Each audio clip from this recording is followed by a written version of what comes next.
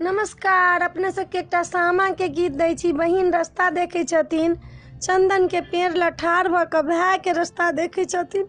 एहि दक हमर भाय जात त हम भाय के देख लेबै।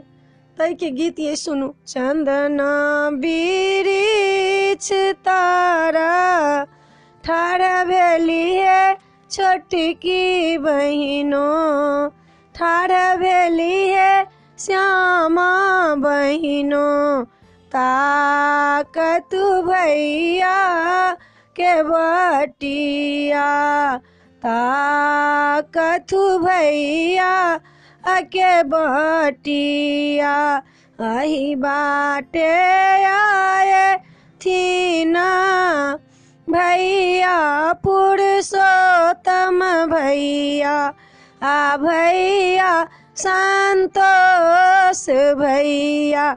देखिले बन बड़ी अखिया, देखिले बन बड़ी अखिया।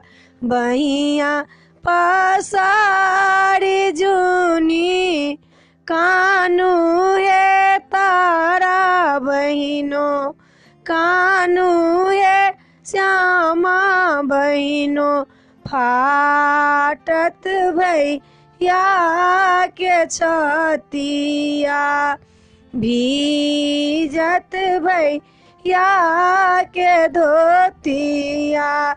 बहिया पकड़ी जूनी कानू है श्यामा बहिनो, फाटत भैया के छतिया, भीजत भैया के धोतिया।